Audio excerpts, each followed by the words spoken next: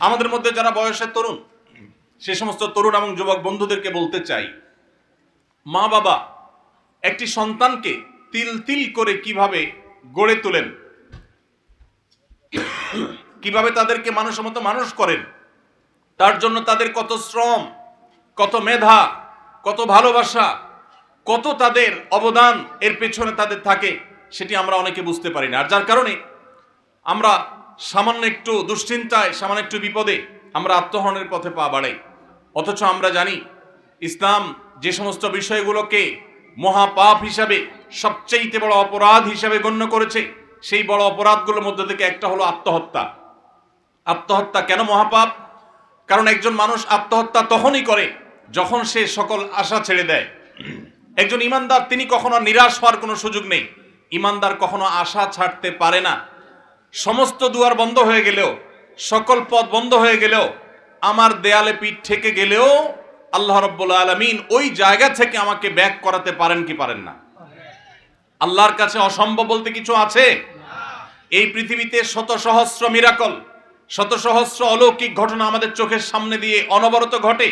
আমরা একটু চোখ মেলে তাকালেই দেখতে পাবো বহু অসম্ভব ধরনের কঠিন কঠিন ঘটনার সাক্ষী আমাদের এই দুই চোখ। অতএব আমরা সর্বাবস্থা আল্লাহর প্রতি আস্থাশীল থাকব। আমাদের জীবনে পরীক্ষা সামগ্রিক জীবনের তুলনায় খুবই ক্ষুদ্র একটি পার্ট জীবনের। অতএব এটাই জীবনের একমাত্র বিষয় নয়।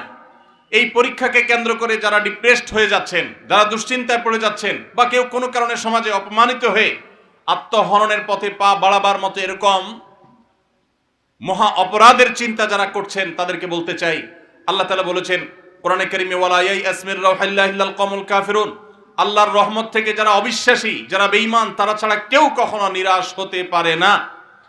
যাদের আল্লাহর প্রতি বিশ্বাস নেই তারা আশা ছেড়ে দিতে পারে, কিন্তু আপনি আমি যারা আল্লাহর প্রতি বিশ্বাস করি, আমরা ভরসা করব আল্লাহর প্রতি যে আমার দেয়ালে পিঠ ঠেকে গেছে, একটা বিপদ হয়েছে, আরেকটা সুদিন আমার আসবে, একটি সমস্যা হয়েছে, বহু সুবিধা আমার জীবনে আসবে।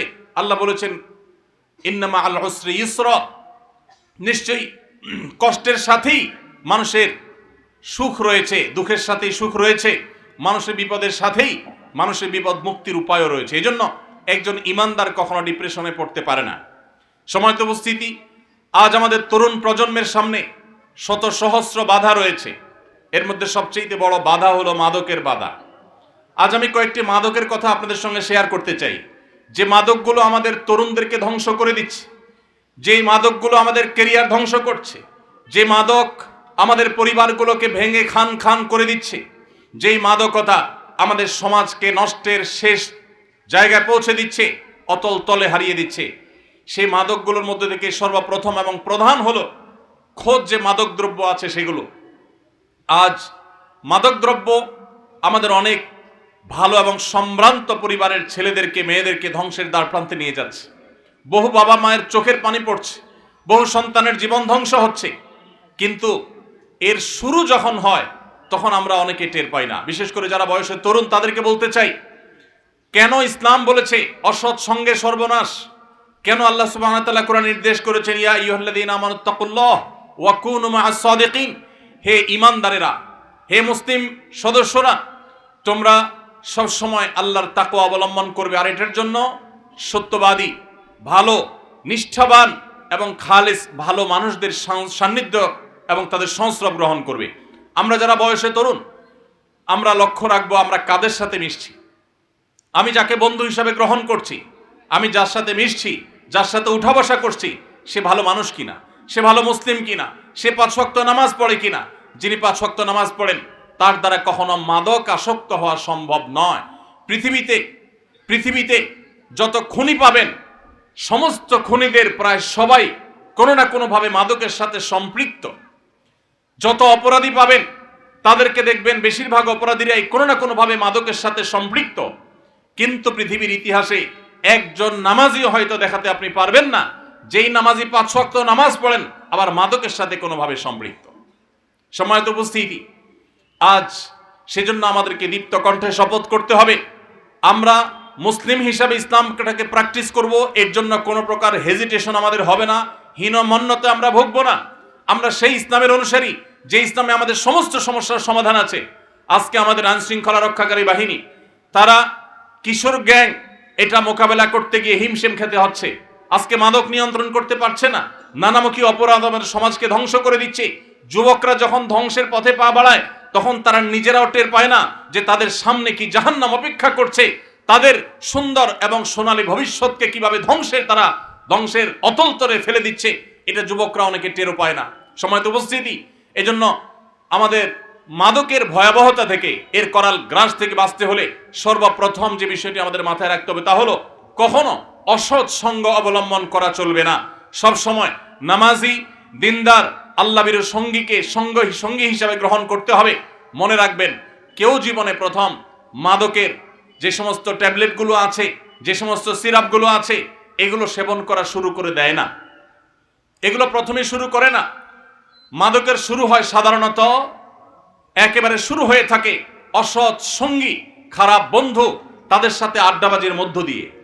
এরপরে মাদকের দ্বিতীয় ধাপে এসে ধূমপায়ী বন্ধুদের পালায় পড়ে ধূমপান করে, এটা হলো মাদকের দ্বিতীয় ধাপ।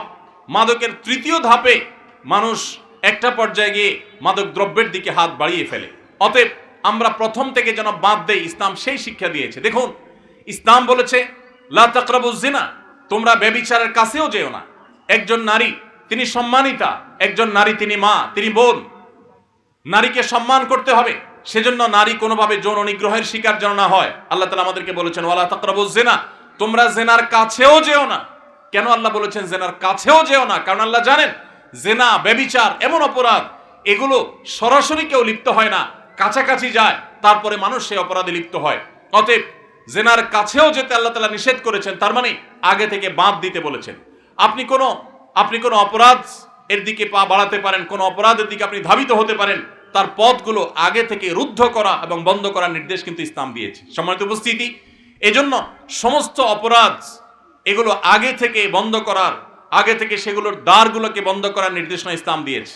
আপনি দেখবেন আজ এই ভোগবাদী সমাজে একদিকে বিজ্ঞাপনী বিলবোর্ডে, একদিকে সংবাদের মাধ্যম নামে, একদিকে বিনোদনের নামে, শিক্ষার নামে, নানা নামে আমাদের যুবকদেরকে ব্যভিচারের পথে প্ররোচিত করা হচ্ছে, তাদেরকে উদ্বুদ্ধ করা হচ্ছে, তাদেরকে নানাভাবে উস্কে দেওয়া হচ্ছে, তাদের চরিত্রকে তারা ঠিক যেন রাখতে না পারে সেভাবে নানাভাবে আজ সংস্কৃতির নামে, বিনোদনের নামে, নাটকের নামে, সিনেমার নামে, বিজ্ঞাপনের নামে, প্রচারের নামে, নিউজের নামে, নানা নামে আজ সেখানে নারীকে উপস্থাপন করা হচ্ছে, যার কারণে যুবকরা বিপদগামী হয়ে যাচ্ছে, ধ্বংসের অতল তলে হারিয়ে যাচ্ছে। আর এই জন্য সমস্ত অপরাধের ব্যাপারে ইসলামের মূল নীতি হলো যে আগে থেকে বাদ দেওয়া, যে অপরাধে আমি পতিত হতে পারি আগে থেকে সাবধান থাকা। আপনি যদি কোনো খারাপ সঙ্গীর সংস্রবে যান, তাহলে আপনি একসময় মাদক আসক্ত হবেন, আপনি একসময় খুনি হতে পারেন, আপনি একসময় সন্ত্রাসী হতে পারেন। ভাইরা আমার, আমাদের এই প্রিয় স্বদেশকে, প্রিয় মাতৃভূমিকে, এই সোনালী দেশকে যদি আমাদের সাজাতে হয়, মুসলিম হিসাবে মুসলমানের মুখকে যদি উজ্জ্বল করতে হয়, তাহলে আমাদের যুব সমাজকে ঘুরে দাঁড়াবার কোনো বিকল্প পথ খোলা নেই। যুবক ভাইরা, আপনাদেরকেই শপথ করতে হবে, মাদকের বিরুদ্ধে দাঁড়াতে হবে। মনে রাখবেন, মাদক মানুষের বিবেককে ধ্বংস করে দেয়, মানুষের বিবেক লোপ পেয়ে যায় মাদক আসক্তির মাধ্যমে, মাদক সেবনের মাধ্যমে। বিবেক হলো আল্লাহ তাআলার সবচেয়ে বড় নিয়ামত। যেই দ্রব্য গ্রহণ করার মাধ্যমে মানুষ অস্বাভাবিক হয়ে যায়, মানুষ পাগল হয়ে যায়, মানুষ বিকৃত মস্তিষ্ক হয়ে যায়, মানুষের স্বাভাবিকত্ব থাকে না, সেটা কখনো সুখাদ্য, সেটা কখনো সুপানীয় হতে পারে না, সেটা কোনো আদর্শ খাবার বা পানীয় হতে পারে না। কোরআনে আল্লাহ রাব্বুল আলামিন বারবার সাবধান করেছেন, কারণ মানব জাতির ধ্বংসের জিনিসগুলো সম্পর্কে আল্লাহ তাআলা আমাদেরকে সাবধান করেছেন। আল্লাহ তাআলা আমাদের প্রতি দয়ালু। ভাইরা আমার, গোটা পৃথিবীতে যত মানুষ দেখবেন, এর মধ্যে যারাই মাদকের সাথে কোনো না কোনোভাবে ইনভলভ হয়েছেন এবং মাদকাসক্ত হয়েছেন এবং মাদকে ইউজ টু হয়ে গেছেন, এই মানুষগুলো তারা নিজেদের বিপদের কারণ হয়েছে, তারা সমাজের বিপদের কারণ হয়েছে, তারা ধ্বংস টেনে এনেছে নিজের এবং পরিবারের এবং দেশের এবং মানব সভ্যতার ধ্বংস তারা টেনে এনেছে। ইসলাম এমনিতে নিষেধ করেনি। ভাইরা আমার, আপনারা জানেন যে মাদক যারা গ্রহণ করে, এদের বডিতে ইমিউন সিস্টেম উইক হয়ে যায়, দুর্বল হয়ে পড়ে। যারা মাদক আসক্ত থাকে, তাদের শরীরে রোগ প্রতিরোধ ক্ষমতা কমে যায়, দুর্বল হয়ে যায়। আমি শুধু একটা ছোট এক্সাম্পল আপনাদেরকে দিতে চাই। এই যে কোভিড-19 হলো, আপনারা দেখেছেন আমেরিকার মতো দেশ, ইটালির মতো দেশ, উন্নত বিভিন্ন দেশগুলো, তারা রীতিমতো এই কোভিড-19 আঘাতে পর্যুদস্ত হয়ে পড়েছে, তাদের সিস্টেম মুখ থুবড়ে পড়েছে। আমাদের পার্শ্ববর্তী দেশ ভারতের দিল্লিতে লাশ সৎকার করার সিস্টেম ভেঙে পড়েছিল, লাশের স্তূপ হয়ে যাচ্ছিল, লাশ সৎকার করার মতো ব্যবস্থা হচ্ছিল না, সেটা নিয়ন্ত্রণ করা যাচ্ছিল না, এত বেশি মানুষ মারা গেছে। আপনারা অবাক ভরে লক্ষ্য করেছেন তুলনামূলকভাবে মুসলিম দেশগুলো কোভিড-19 এই আঘাত থেকে তুলনামূলকভাবে অনেক কম ক্ষতিগ্রস্ত হয়েছে। এবং স্পেশালি আমি যদি বলতে চাই, আমাদের প্রিয় মাতৃভূমি, আমাদের প্রিয় স্বদেশ বাংলাদেশ, এখানে কোভিড-19 কিন্তু উল্লেখযোগ্য তেমন কোনো ক্ষতি হয়নি। আমরা দেখেছি যে ইউরোপিয়ানদের কাছে, আমেরিকানদের কাছে অনেক ভালো মাস্ক ছিল, তাদের কাছে 3 লেয়ারের মাস্ক ছিল, অনেক স্বাস্থ্যসম্মত, এবং তাদের অনেক ভালো ভালো মাস্কের পাশাপাশি আপনার স্যানিটাইজার ছিল, তাদের হসপিটাল, তাদের চিকিৎসা ব্যবস্থা সবকিছু উন্নত ছিল। আমাদের গরিব দেশ, ভালো মাস্কও ছিল না, ভালো আমাদের আপনার স্যানিটাইজারও ছিল না, আমাদের হসপিটাল, আমাদের অন্যান্য যে সমস্ত সাপোর্টগুলোর দরকার হয় সেগুলোর যথেষ্ট কম আছে জনসংখ্যার তুলনায়, আমরা সবাই জানি। এরপরও আমাদের দেশে তেমন কোনো সমস্যা হয়নি। এর অন্যতম প্রধান কারণ, আপনি যদি 10টি কারণ বলেন, এই 10টি কারণের ভিতরে একটি কারণ, অন্যতম একটি কারণ অবশ্যই আমি এটা বলবো যে আমাদের এই দেশের মানুষ, বেশিরভাগ মানুষ তারা ধর্মে মুসলমান, এমনকি অন্য ধর্মাবলম্বীও যারা আছেন, তারা এদেশের মানুষেরা সাধারণ মানুষ মাদকে আসক্ত থাকে না, তারা মাদক সেবন করে না। এর ফলে আল্লাহ তাআলা তাদের শরীরের মধ্যে ইমিউন সিস্টেমকে স্ট্রং করেছেন। আপনি মিডিল ইস্ট লক্ষ্য করবেন, সৌদি আরব, আপনি আরব আমিরাত এবং যে সমস্ত মুসলিম দেশগুলো, বিশেষ করে যে সমস্ত দেশগুলোতে, সৌদি আরবের কথা স্পেশালি বলতে পারি, আরো যে সমস্ত মুসলিম দেশগুলোতে সাধারণ মানুষের মধ্যে মাদক সেবনের পরিমাণ কম বা এর হারটা কম, আপনি লক্ষ্য করে দেখবেন কোভিড-19 তারা সবচেয়ে কম সাফার করেছে, কারণ তাদের ইমিউনিটি স্ট্রং ছিল। আর যারা মাদক আসক্ত হয়েছে তাদের লাং আগে থেকে ধ্বংস হয়ে গেছে। এজন্য ভাইরা আমার, আমরা মাদককে না বলা ছাড়া আমাদের জীবন কখনো গড়ে তুলতে পারবো না। আমরা যদি সুন্দর ক্যারিয়ার গড়ে তুলতে চাই, আমরা যদি সুন্দর সমাজ গড়ে তুলতে চাই, আমার শিক্ষা জীবনকে যদি আমি সাজাতে চাই, আমি যদি দেশ এবং বিশ্ব মানবতার জন্য, মুসলিমের জন্য কিছু করতে চাই, মাদককে না বলার কোনো বিকল্প পথ আমাদের সামনে খোলা নেই। ছাত্র জীবন থেকে, তরুণ বয়স থেকে মাদকের দিকে হাত বাড়িয়েছে আর মানুষের মতো মানুষ হতে পেরেছে এরকম একজন দৃষ্টান্ত আমরা দেখাতে পারবো না। এই জন্য আমরা মাদকের বিরুদ্ধে সবাই না বলবো তো ইনশাআল্লাহ। এই সমাজে যৌতুক ছিল ঘরে ঘরে, জনে জনে, প্রত্যেকটা পরিবারে যৌতুকের চর্চা ছিল। আজ আনন্দের সঙ্গে আমরা বলতে পারি যৌতুককে আমরা এই সমাজ থেকে ঝেঁটিয়ে বিদায় করেছি। যৌতুক এখন আমাদের সমাজে রীতিমতো একটা দোষের ব্যাপার, এবং এটার পেছনে সবচেয়ে বেশি অবদান আমাদের প্রশাসন, আইন শৃঙ্খলা রক্ষাকারী বাহিনীদের পাশাপাশি, সে সমস্ত ভাইদের পাশাপাশি সবচেয়ে বেশি অবদান রেখেছেন আলেম সমাজ। মসজিদের মিম্বর থেকে, ওয়াজ মাহফিলের মঞ্চ থেকে যৌতুকের বিরুদ্ধে তারা স্লোগান তুলেছেন। আজকে আমার সফর সঙ্গী গাড়ি চালক, তাকে আমি রসিকতা করে জিজ্ঞেস করলাম যে আম কাঁঠালের সিজন চলছে, তোমার শ্বশুর বাড়ি থেকে যৌতুক হিসাবে আম কাঁঠাল পাও নাই? তো সে আমাকে হেসে উঠে বলল, আমার মাকে পরিষ্কার করে বলে দিয়েছি যে কোন অবস্থাতে শ্বশুরবাড়ি থেকে যেন এই মৌসুমী ফল আমাদের বাসায় না আসে, কোন অবস্থাতে যেন না আসে, সেজন্য আসে নাই। আমি খুব আনন্দিত হয়েছি, আল্লাহর কাছে শুকরিয়া আদায় করেছি যে আমাদের সমাজের সর্বস্তরের মানুষ যৌতুক যে অপরাধ এই জিনিসটাই তারা বুঝতে শিখেছে। ঠিক একইভাবে আমাদের যে সমস্ত তরুণ বন্ধুরা মাদকের দিকে চলে যায়, তাদেরকে বাঁচাবার জন্য আমাদেরকে উদ্যোগ গ্রহণ করতে হবে। তবে এক্ষেত্রে আমি অবশ্যই বলতে চাই, এক্ষেত্রে আমাদের মূল ভূমিকা রাখতে হবে আইন শৃঙ্খলা রক্ষাকারীর ভাইদেরকে, আমাদের বিজিবি সহ বিভিন্ন বাহিনী যারা বর্ডার হয়ে আমাদের বিভিন্ন পার্শ্ববর্তী দেশ থেকে, সেটা বার্মা থেকে হোক আর ভারত থেকে হোক, যে সমস্ত মাদক দ্রব্য আসে, এই রাস্তাটাকে যদি একেবারে খুব স্ট্রংলি বন্ধ করে দেওয়া হয়, তাহলে মাদকের এই করাল থাবা থেকে আমরা অনেকেই বেঁচে যাব। অনেক পরিবার হাহাকার থেকে বেঁচে যাবে। কত নারী আমাদের অফিসে আসেন, চোখের পানি ফেলেন, অনেক উচ্চপদস্থ কর্মকর্তা, অনেক প্রতিষ্ঠিত ব্যবসায়ী, সমাজের মান্যগণ্য ব্যক্তি শুধুমাত্র মাদকে আসক্ত হওয়ার পর তার সোনালী সংসার ভেঙে খান খান হয়ে গেছে, তার পরিবার ধ্বংস হয়ে গেছে, তার ব্যবসা শেষ হয়ে গেছে, তার ক্যারিয়ার শেষ হয়ে গেছে।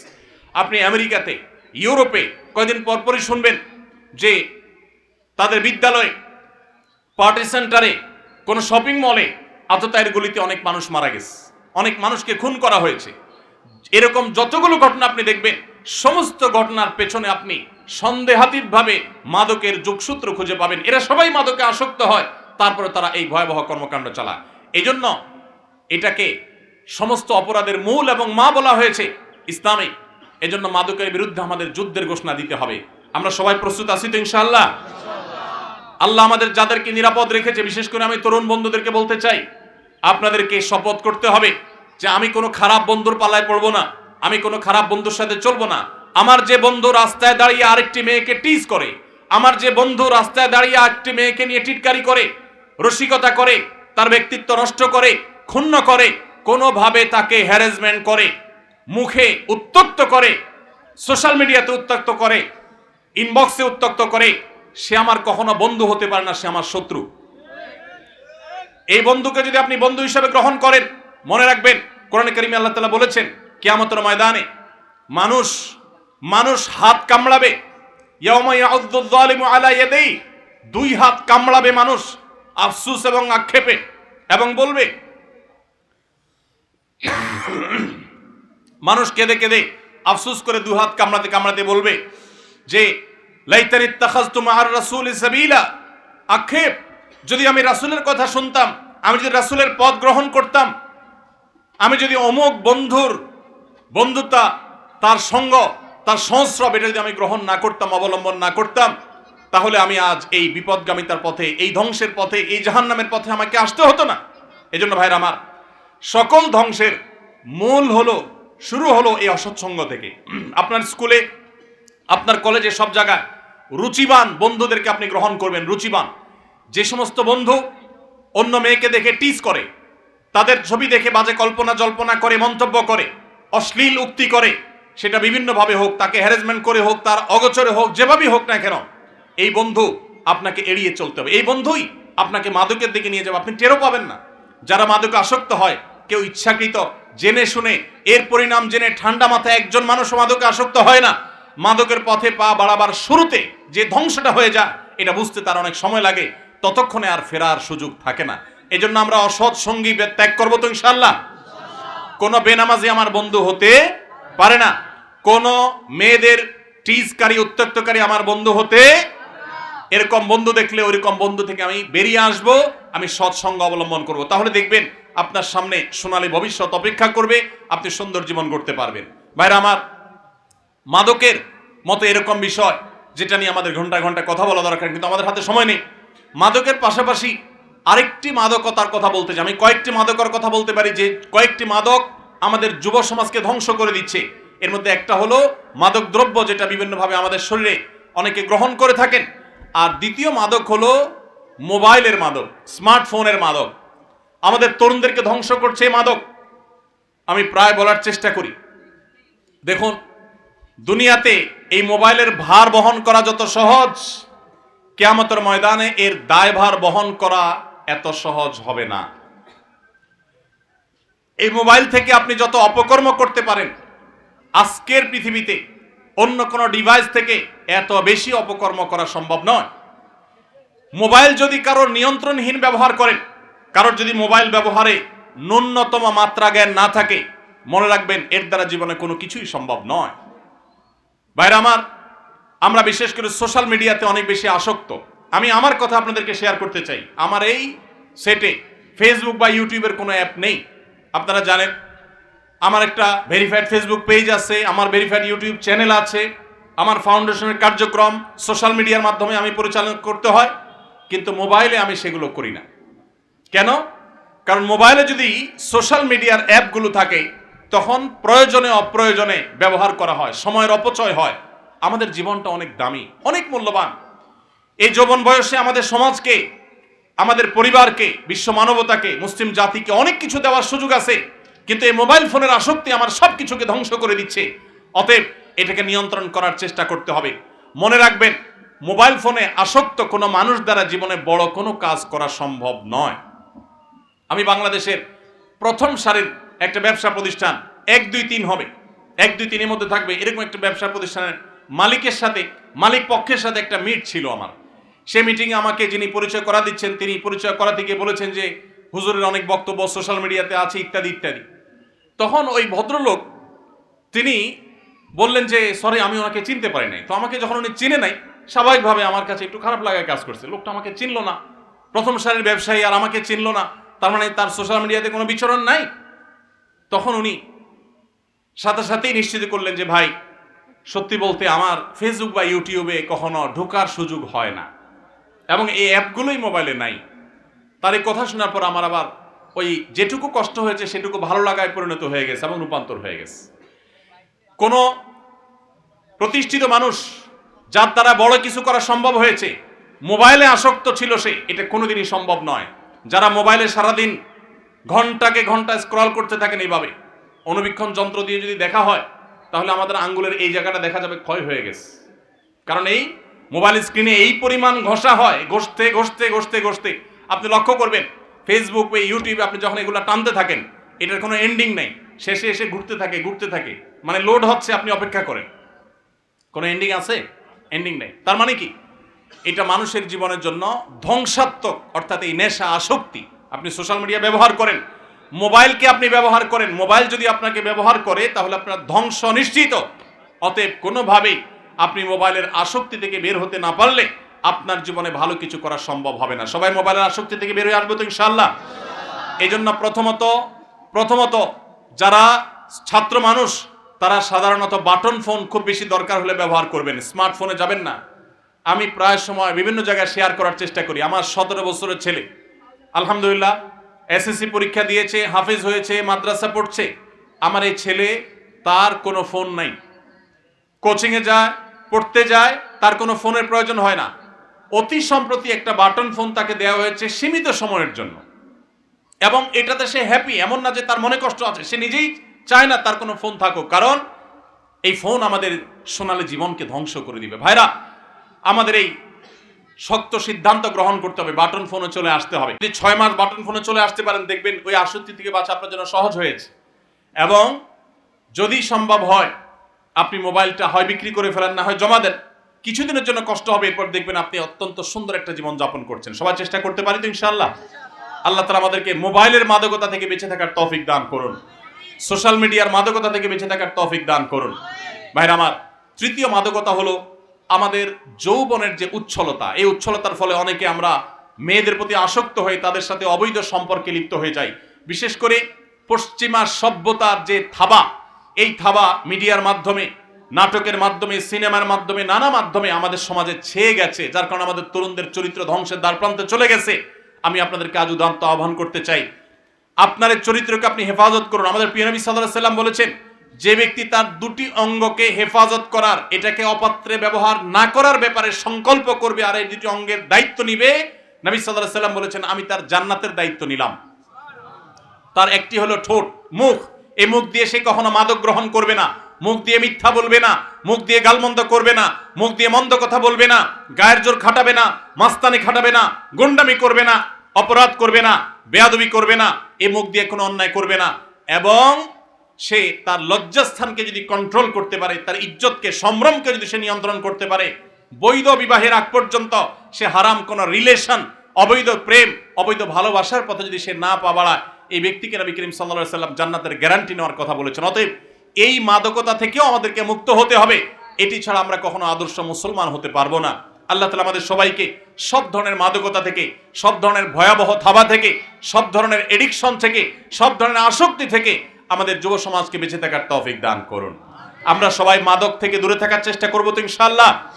মনে রাখবেন, 5 ওয়াক্ত নামাজে যদি আপনি অভ্যস্ত হন, সৎ সঙ্গী যদি আপনি অবলম্বন করেন, মোবাইল ফোনের নেশা থেকে যদি আপনি বেঁচে থাকতে পারেন, তাহলে এই 3টি কাজ আপনার ক্যারিয়ারকে সুন্দর করবে, আপনার পারিবারিক বন্ধনকে মজবুত করবে, আপনার ভবিষ্যৎকে উজ্জ্বল করবে এবং আপনাকে ভালো মানুষ হতে সাহায্য করবে।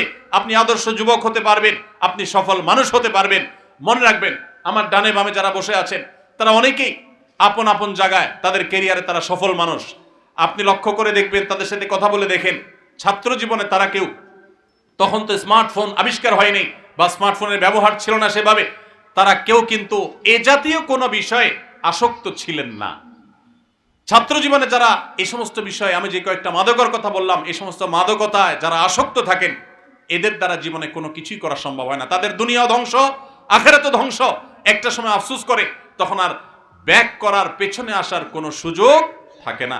আপনি যত সফল মানুষ দেখবেন, তারা পড়াশোনা করেছেন ছাত্র জীবনে মনোযোগ দিয়ে, সামাজিক কাজ করেছেন। আপনারা যুবক, এটি একটা যুব কল্যাণ সংঘ, রেজ্জাকপুর মানব কল্যাণ যুব সংঘ, আপনাদেরকে আমি বলতে চাই মানুষের কল্যাণে কাজ করেন। আপনারা দেখেন আজকে আমাদের আসুন্নাহ ফাউন্ডেশন থেকে আমরা কোটি কোটি টাকা চ্যারিটি করছি সারা দেশে, সারা দেশের প্রান্তে প্রান্তরে।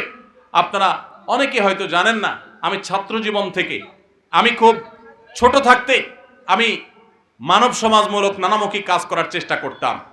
আমি মাত্র পড়াশোনা শেষ করেছি এবং একটা মসজিদের দায়িত্ব নিয়েছি মিরপুরে। তখন বাগেরহাটে সিডর হয়েছে। সিডরের আঘাতে লন্ডভন্ড হয়ে গেছে বাগেরহাট খুলনার ওই অঞ্চলটা। এক ট্রাক কাপড় চোপড়, পুরাতন কাপড় চোপড় ঢাকার মিরপুর এলাকার মানুষের ঘরে ঘরে গিয়ে তাদের কাছ থেকে কালেকশন করে 1,16,000 টাকা একটা বান্ডেল নিয়ে মসজিদ কমিটির দায়িত্বশীলদেরকে সাথে নিয়ে আমি সশরীরে সিডর এলাকায় গিয়েছি। সেখানে একাধিক মসজিদ নির্মাণ করেছি ভিন্ন উদ্যোগে। আর এই টাকাগুলো আমরা এবং এই কাপড় চোপড়গুলো সেখানে বিতরণ করেছি, খাদ্য বিতরণ করার চেষ্টা করেছি। ভাইরা আমার, আপনারা যারা বয়সে তরুণ, আপনাদেরকে আমি বলবো, আপনার রাস্তাঘাট কালভার্ট যদি ভেঙে যায়, স্ব উদ্যোগে স্বেচ্ছাসেবা দিয়ে নিজের শ্রম দিয়ে সেটাকে ঠিক করার জন্য, মেরামত করার জন্য আপনারা উদ্যোগ নেন। আপনারা গরিব মানুষ, সবাই মানুষ কারা আছে তাদের অভাব দূর করবার জন্য উদ্যোগ নেন। এই যে কোরবানির ঈদ আসছে, কারা গরিব মানুষ তাদের বাসায় কোরবানি হচ্ছে না, তাদের বাসায় কোরবানি গোশত পৌঁছে দেওয়ার জন্য উদ্যোগ গ্রহণ করেন। আপনারা যখন এরকম সমাজমুখী উদ্যোগ গ্রহণ করবেন, মাদক এবং এ জাতীয় যে সমস্ত অভিশাপ আমাদের সমাজকে চোখ রাঙাচ্ছে, কিশোর গ্যাংয়ের যেই অপরাধ চক্র আমাদেরকে চোখ রাঙাচ্ছে, ইনশাআল্লাহ এই অপরাধ ধুয়ে মুছে আমাদের সমাজ থেকে পরিষ্কার হয়ে যাবে। অতএব আপনারা সবাই এই মানবিক এবং সামাজিক কাজগুলো করতে প্রস্তুত আছেন তো ইনশাআল্লাহ? আল্লাহ তাআলা আমাদের সবাইকে মাদককে না বলে কোরআনের পথে, সুন্নাহর পথে, ইসলামের পথে আসার তৌফিক দান করুন। 5 ওয়াক্ত নামাজ সবাই জামাতের সাথে পড়বেন তো ইনশাআল্লাহ? সকল প্রকার খারাপ বন্ধু আজকেই আপনার লিস্ট থেকে ডিলিট করে দিবেন, ঠিক আছে তো ইনশাআল্লাহ? এবং তাতে যত কষ্ট হয় হোক, এক সময় দেখবেন আপনি এটার জন্য অনেক বেশি আনন্দিত হবেন। আল্লাহ তাআলা আমাদের সবাইকে আমলের তৌফিক দান করুন। 40 দিন টানা তাকবীরে উলার সাথে নামাজের শুরু থেকে শেষ পর্যন্ত শামিল হতে পারা, এটা অনেক বড় একটা সৌভাগ্যের ব্যাপার। নবী করিম সাল্লাল্লাহু আলাইহি ওয়াসাল্লাম বলেছেন, তিরমিজিতে হাদিসটি বর্ণিত হয়েছে, যে ব্যক্তি 40 দিন জামাতের সাথে তাকবীরে উলার সাথে নামাজের শুরু থেকেই ইমামের সঙ্গে যোগ দিয়েছেন, মাঝে নয়, সেই ব্যক্তিকে আল্লাহ রাব্বুল আলামিন 2টি নেয়ামত দান করবেন। তার জন্য আল্লাহর পক্ষ থেকে 2টি পরোয়ানা জারি হবে। তার একটা হলো বারাআতুম মিনান নিফাক, এই ব্যক্তির মুনাফিকি থেকে মুক্তির ঘোষণা দেওয়া হবে, যে এই ব্যক্তির মধ্যে কপটতা নেই, সে খালেস এবং সচ্চা মুমিন, তার ইমানের ভিতরে কোনো ভেজাল নেই। এই পরোয়ানা সে আল্লাহর পক্ষ থেকে লাভ করবে। আর আরেকটি পরোয়ানা আল্লাহর পক্ষ থেকে লাভ করবে, তা হলো বারাআতুম মিনান নার, অর্থাৎ জাহান্নাম থেকে মুক্তির পরোয়ানা।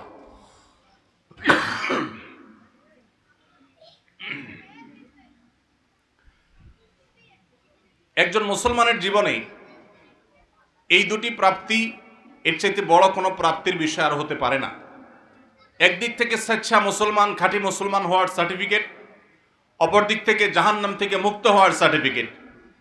যারা টানা 40 দিন তাকবীরে উলার সাথে নামাজের শুরু থেকে শেষ পর্যন্ত ইমামের সাথে জামাতে শামিল হতে পেরেছে, সেই মানুষগুলোর জন্য এই সৌভাগ্যের ঘোষণা দিয়েছেন আমাদের প্রিয় নবী সাল্লাল্লাহু আলাইহি সাল্লাম।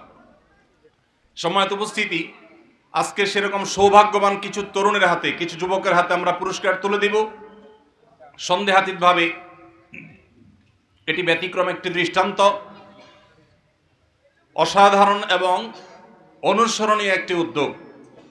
আমি অনুষ্ঠানের শুরুতেই যে সমস্ত ব্যক্তিবর্গ এর পেছনে নেপথ্যের নায়কের ভূমিকা পালন করেছেন, যাদের শ্রম, মেধা, অর্থ এখানে ব্যয় হয়েছে, আল্লাহ রাব্বুল আলামিন তাদের সবাইকে এর জন্য সর্বোত্তম বিনিময় দান করুন।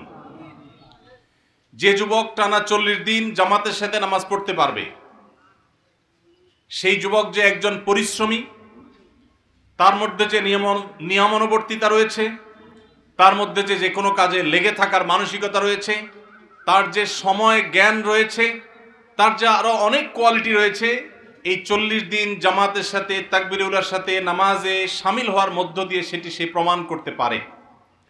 সম্মানিত উপস্থিতি, একজন অলস, একজন অকর্মণ্য মানুষ তার দ্বারা 40 দিন টানা 5 ওয়াক্ত নামাজে প্রত্যেক ওয়াক্তই সময় মতো হাজির হয়ে তাকবীরে উলার সাথে জামাতে নামাজ পড়া সম্ভব নয়। আমরা অনেকেই হয়তো জানি, আমাদের প্রাণের নবী, প্রিয় নবী সাল্লাল্লাহু আলাইহি ওয়াসাল্লাম আল্লাহর কাছে যে সমস্ত বিষয় থেকে পানাহ চেয়েছেন, আশ্রয় চেয়েছেন, যেসব বিষয় থেকে তিনি মুক্তি চেয়েছেন, তার মধ্যে থেকে একটি হলো অলসতা। তিনি দোয়া করতেন, আল্লাহুম্মা ইন্নী আউযু বিকা মিনাল আজজি ওয়াল কাসাল। আল্লাহ, আপনার কাছে আমি অক্ষমতা থেকে, অলসতা থেকে পানাহ চাই। সম্মানিত যুবক এবং তরুণ বন্ধুরা আমার, আমাদের সমাজে অনেককে দেখবেন তারা অলস, তারা অকর্মণ্য, তারা বাবার হোটেলে খান, তারা কোনো পরিশ্রম করতে রাজি নন। বিশেষ করে আমাদের এই অঞ্চলে, এ বৃহত্তর নোয়াখালী অঞ্চলে অনেকেরই ভাই বাবা বিদেশে আছেন, প্রবাসে আছেন, সেখান থেকে টাকা পাঠাচ্ছেন।